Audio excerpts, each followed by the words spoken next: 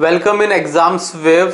अगर आप अब तक आपने हमारा चैनल सब्सक्राइब नहीं किया है तो जल्दी से जल्दी इसको सब्सक्राइब करें, लाइक बटन दबाएं और बेल आइकन को जरूर दबाएं, जिससे आपको हमारी सारी अपडेट्स मिलती रहे। आज हम बहुत बेहतरीन फॉर्मूलेज ले रहे हैं नंबर सिस्टम के ऊपर, और इन फॉर्मूलों से आपसे क्वेश्चन पूछे जाते हैं और क्वेश्चन को बहुत आसानी से इजी बना सकते हो। देखो, sum of first n natural number, प्रथम n प्राकृत संख्याओं का योग ज्ञात करने का आपका फॉर्मूला होता है n+1/2। n क्या है यहाँ पे? n आपके पास है लास्ट नंबर, अंतिम संख्या। ठीक है। Sum of first n even numbers, even numbers का सम क्या होता है? n कोष्टक n+1, और सम संख्या इवन नंबर्स को हम बोलते हैं सम संख्या। ठीक है। यहाँ पे n क्या है? जितनी भी इवन नंबर्स होंगे, जितनी भी संख्याएं होगी, प्रथम n विषम संख्याओं का योग, प्रथम n विषम संख्याओं का योग का फॉर्मूला n², जितनी भी संख्या होगी उसका वर्ग कर देना। Sum of squares of first n natural number, प्रथम n प्राकृत संख्याओं के वर्गों का योग n+1 कोष्टक 2n+1/6। और ये फॉर्मूला इंपॉर्टेंट, बहुत से क्वेश्चन इस पे पूछे जाते हैं। ठीक है, याद रख लेना फॉर्मूला n+1 2n+1/6।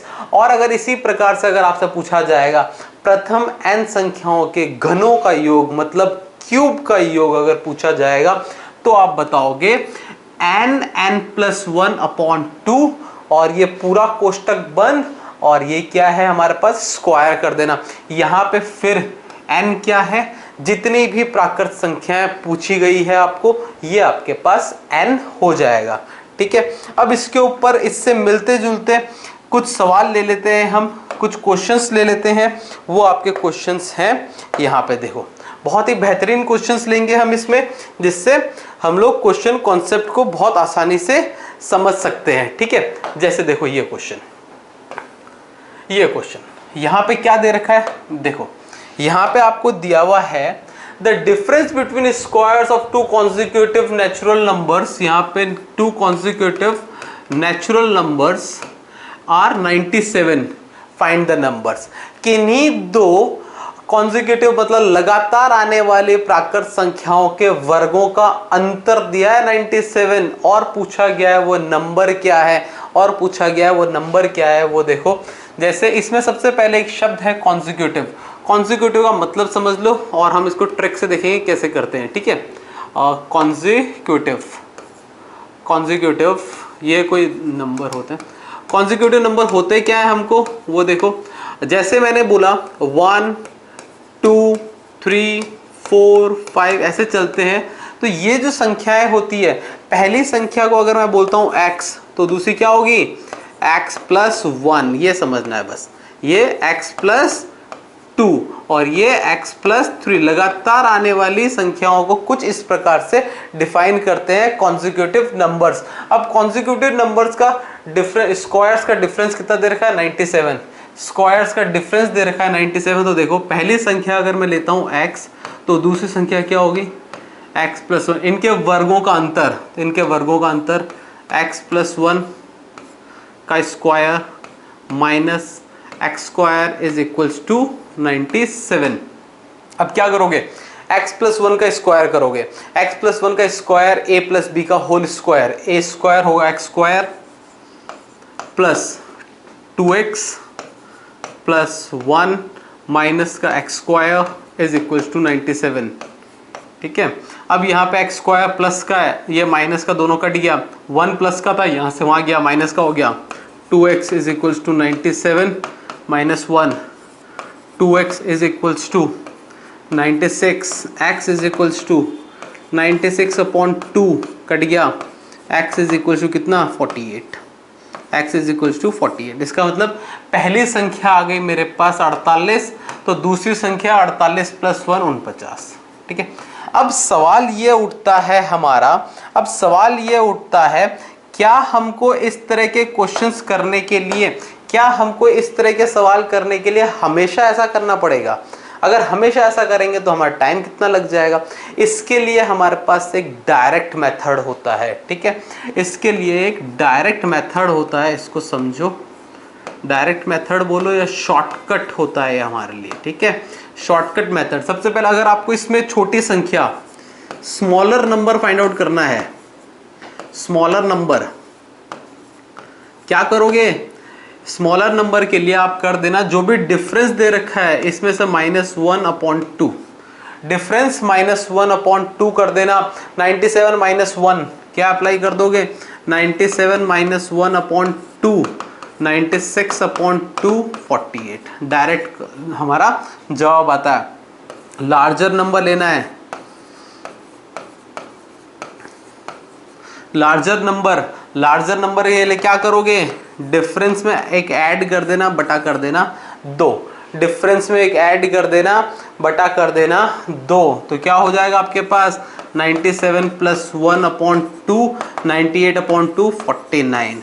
जो सवाल में पूछा जाए वही जवाब बताना। अगर आपसे ये पूछा गया ये बता देना, ये पूछा गया तो ये बता देना। ये डायरेक्ट सॉल्यूशन होता है हमारे पास जब भी कभी दो किन्हीं वर्गों का अंतर दे दे 97। एक सवाल अपने आप करके देख लो, फटाक से डायरेक्ट मेथड इस्तेमाल करना। अगर यहाँ 97 की जगह 103 दे रखा होता, 103 दे रखा होता तो क्या करते हम? 103 दे रखा होता तो हम क्या करते? इसमें से एक घटाता, 102 का बटा कर देता और 100 यहाँ पे एक जोड़ के आधा कर देता, ठीक है। अगला सवाल देखो,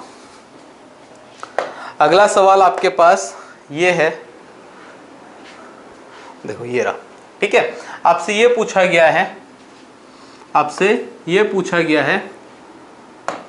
what is the sum of first 25 odd number? प्रथम 25 विषम संख्याओं का योग, प्रथम 25 विषम संख्याओं का योग सीधा सीधा बता सकते हो। हमने फॉर्मूला देखा, फॉर्मूला क्या है हमारा? फॉर्मूला होता है n स्क्वायर, फॉर्मूला होता है n स्क्वायर। और यहाँ पे हमारे पास n क्या है? n है मेरे पास 25। n क्या है मेरे पास? 25 है तो क्या कर देना? 25 का स्क्वायर कर देना।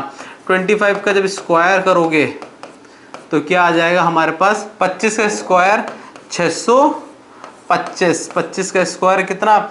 625। अब ये जो स्क्वायर किया 25 का स्क्वायर, इसको हम थोड़ा सा और समझ सकते हैं।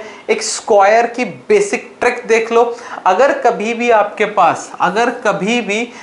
पास ऐसी संख्या हो जिसके पीछे 5 लगा हो, इसका स्क्वायर करना हो, ठीक है। जैसे 45 का स्क्वायर करना है। क्या करना?